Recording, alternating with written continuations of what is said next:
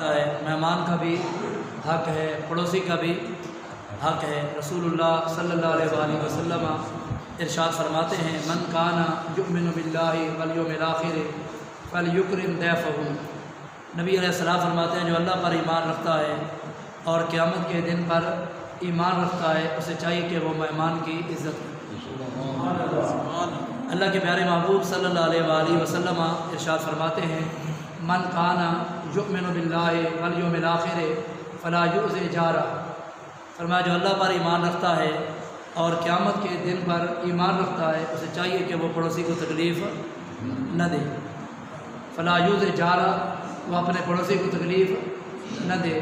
اللہ کے پیارے محبوب کریم صلی اللہ علیہ وآلہ وسلم ارشاد فرماتے ہیں من لم یرحم صغیرنا ولم یوقر کبیرنا فلیس منا۔ کریم آقا علیہ السلام فرماتے ہیں جو بڑوں کا ادب نہیں کرتا، بڑوں کا اور چھوٹوں کے ساتھ شفقت سے پیش نہیں آتا، چھوٹوں کے ساتھ شفقت نہیں کرتا اور بڑوں کا ادب نہیں کرتا، فلیس منا، نبی علیہ السلام فرماتے ہیں وہ ہم میں سے نہیں۔